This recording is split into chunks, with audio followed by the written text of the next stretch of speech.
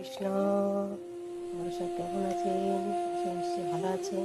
আমি আজকে পিঠের পায়েস করবো। তার জন্য একটু ঝুলে গেট করে নিয়েছি। এই দেখাচ্ছি এই পিঠেটা। এই দেখো, এত বড় পিঠেটা দেখতেই পাচ্ছ। এই পিঠেটা আমি হাফ নিয়েছি, নিয়ে ভালো করে গেট করে আর কয়েকবার আমি ধুয়ে নিয়েছি। নিয়ে ঝরঝরে করে নিয়েছি। একটু জলে একটু ভাপিয়ে নেবো, হালকা জলে একটু ভাপিয়ে নেবো, তাহলে যে এতে যে কষ্ট থাকবে তারপরে বেরিয়ে যাবে। ভাপিয়ে নেবো।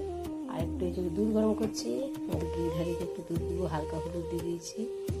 তো আমি এই গ্লাসও নিয়ে চলে এসেছি আমাদের ঘি ধারি গোপাল সোনার। তো দুধটা গরম হয়ে গেছে, দুধ খুব ঠান্ডা ফ্রিজে ছিল তো, ঠান্ডা আছে।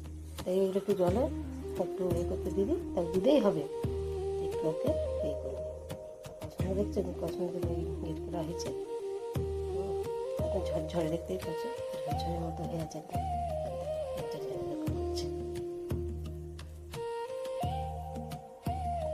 একটু হালকা জলে সিদ্ধ করবো। আমি মূলত দুধটা দিয়ে দেবো। দুধ নিয়েছি, একটু দুধ আছে, দুধটাকে আমি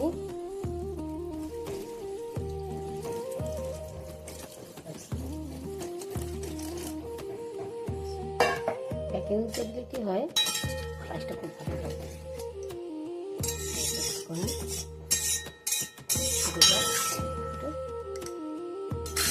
আর এর মধ্যে ভেজে নেবো। ছোটো ছোটো কুচি করে দিয়েছি নারকেল কুচি দেবো, একটুখানি কাজু কুচি দিয়েছি, কাজু দেবো, একটু কিশমিশ দেবো, একটু ঘি, এগুলো একটু ভেজে নেবো। তো এটা এখন হোক। আর দুটো আমি ছোটো এলাচ দিয়ে দেবো, ছোটো এলাচগুলো পুড়ে গেছে, ওই জন্য আমি একটু এই ধারে দিলে একটু গরম হয়ে গেলে ভালো পেয়ে যাবে। ছোটো এলাচ দুটো দিয়ে দেবো, এখন এটা একটু ফুটবে। সম্পূর্ণ দুধটা দিয়ে নিই, আর একটু দুধটা রেখে দিয়েছি, একটু পরে দেবো। তো এখন এটা ফুটে যায়।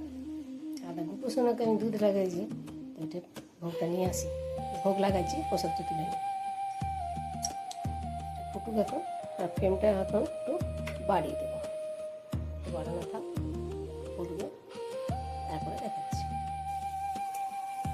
দুধটা পায়েসটাই যেরকম রেখেছি, আর বেশি দুধটাকে ফুটিয়ে মারবো না, তাহলে কী হবে, আরও ঘি হয়ে যাবে।